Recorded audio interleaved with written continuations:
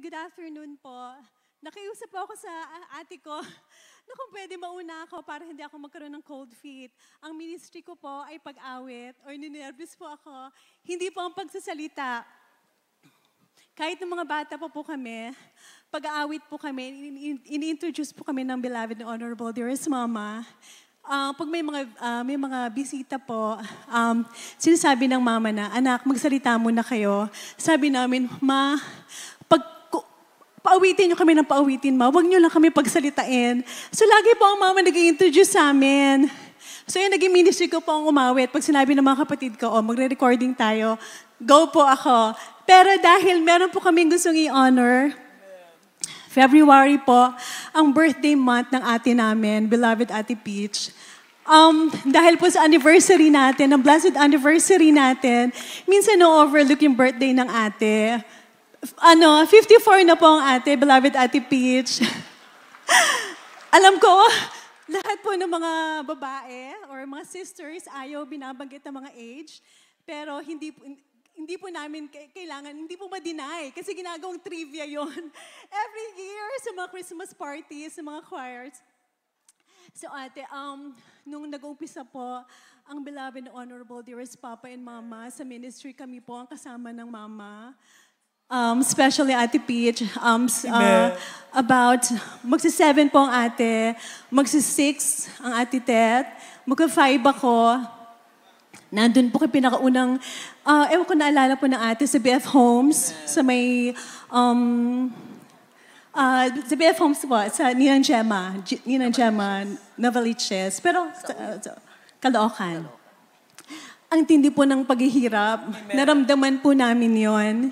Kasi binigay po talaga ng beloved honorable Papa ang buhay nila sa mahal na Panginoon.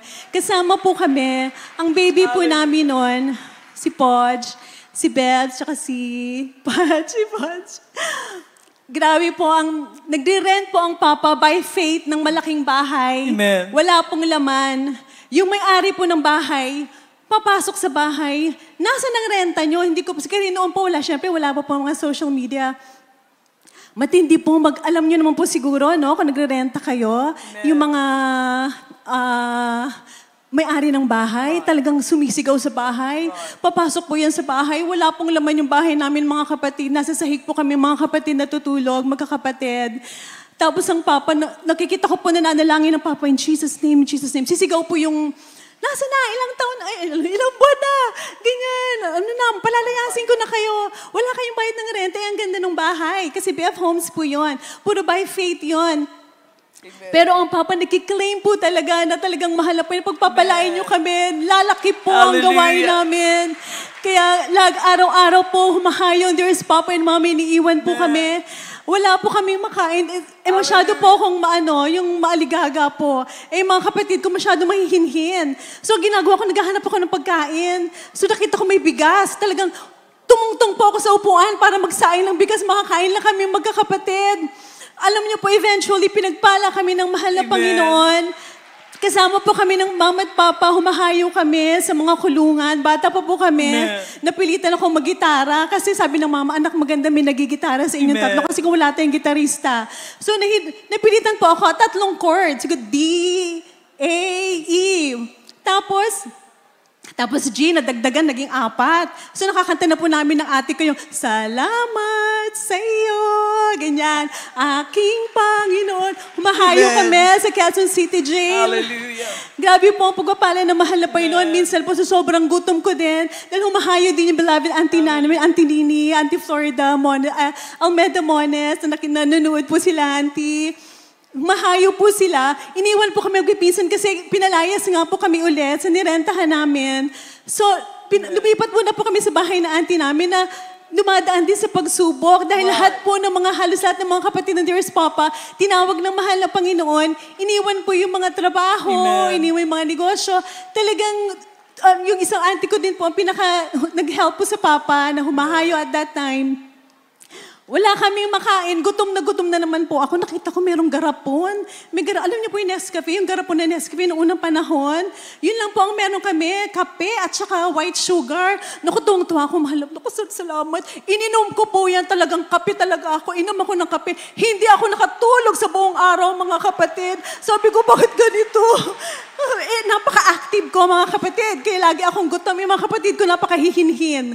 So, hindi sila masyado gugutom. Mga prim and proper po yan. Ako yung masyado maligaga. Ako po yung nagiging utosan ng mama eh. Ako po yung active, ganyan. Kaya ngayon, sabi ko, mas lagi akong gutom. Alam mo, napakabuti naman na po nung lumipat po kami. Lumalaki na yung church. Lumipat kami sa pinakaunang pastoral house na malami ng mga atit kuya sa Villarreal na po, dyan sa may bayan. Pinagpala na ng mahal na Panginoon kahit na naglalakad kami, magkandungan kami magkakapatid. Pero scarce pa rin yung pagkain. Scarce pa rin yung pagkain. Pero napakabuti po ng mahal na Panginoon. Unti-unti nakita po natin. Ngayon ang dami-dami nyo na po. Isipin nyo po, bawat nakaupo kayo dyan, bawat isang kaluluwa, kung anong hirap, pawis, literal na dugo, ang ininvest po para maligtas kayo, mga kapatid. Napakabuti po ng mahal na Panginoon.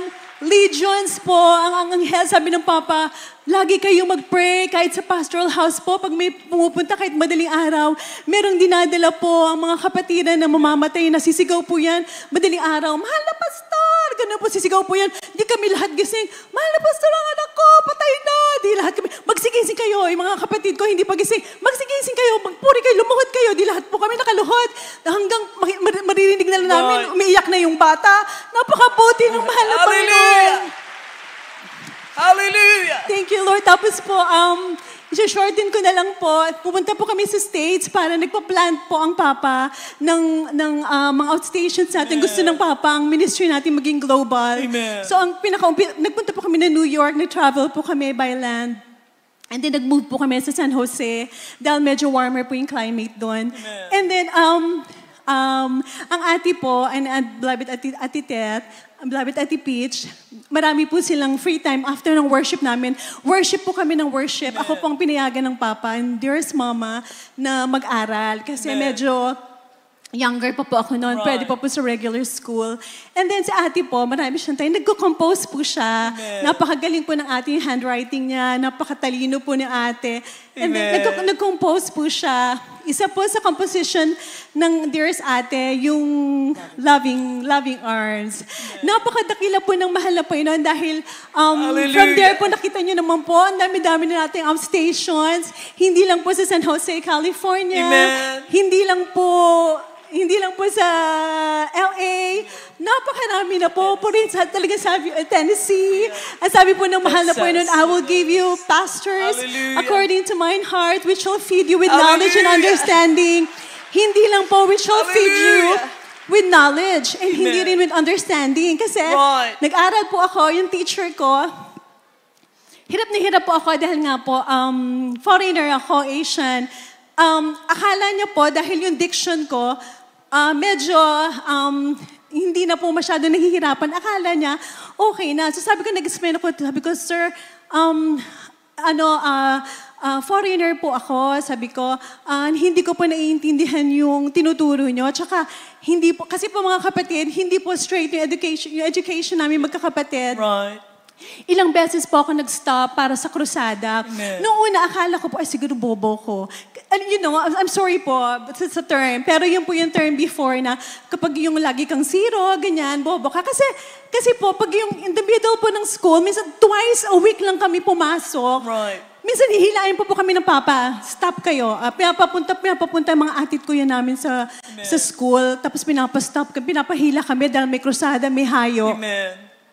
So ngayon, nawala na po ako ng gana. Pag ang mama, nakita na okay, walang krusada, pasok ka na ulilay. Sabi ko, Ma, ayoko nang pumasok. Hindi, pumasok ka. So papasok ako, biglang mag-exam. Siyempre, zero po ako. Ngayon, lagi sabi, ayan si Leia, bobo. Ay, sabi ko, sige, bobo. Ngayon, pagdating po sa States, nako, wala na pong ina-explain. Kaya sabi talaga ng mahal na po, imagine yung mga teachers, Hallelujah.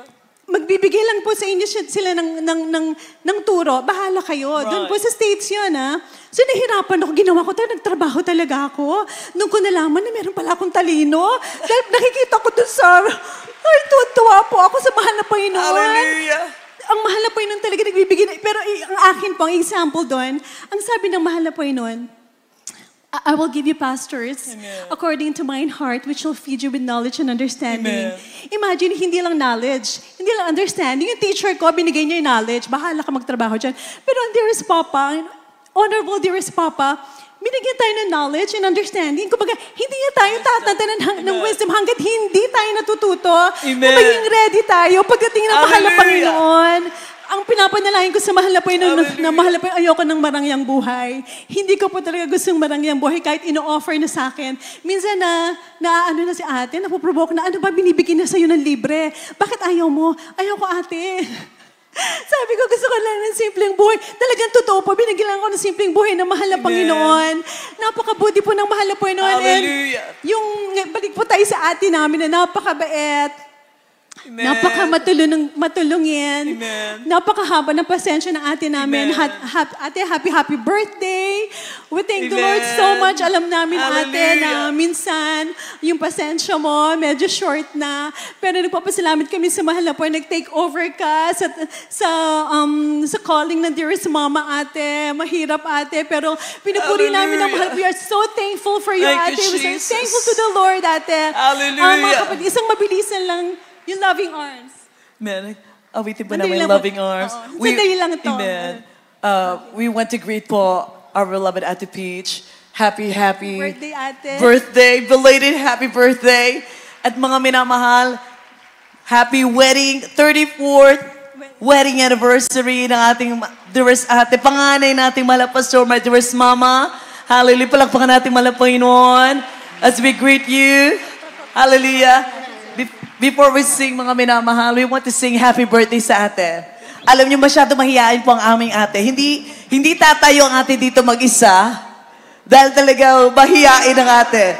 But we want to sing this happy birthday song for our dearest ate. Tumatayo para sa ating mga minamahal na pastor, my dearest mama, mama dear, na tumatayo para sa atin, mga minamahal. We thank the Lord for my dearest ate as we sing this song. Hallelujah. Happy birthday to you. Happy birthday to you. Happy birthday. Happy birthday. Happy birthday to you. Happy birthday to you. Our ate. Happy birthday to you, my dearest Ate Peach. Happy birthday, dearest Ate. Happy birthday to you. Maligayang bati, maligayang bati, maligayang bati sa'yo. Maligayang bati, maligayang bati, maligayang bati sa'yo. Ngayon ang birthday mo, habang tinatawag kami mga kapatid. Hallelujah, aawit po kami sa malang Panginoon. Hallelujah, Dalmeda family. Thank you, Jesus. God, marami pa birthday abutin mo. Happy birthday, dearest ate. Hallelujah. Oh, happy birthday. Happy birthday. Happy birthday, our dearest ate. Oh, maligayang bati.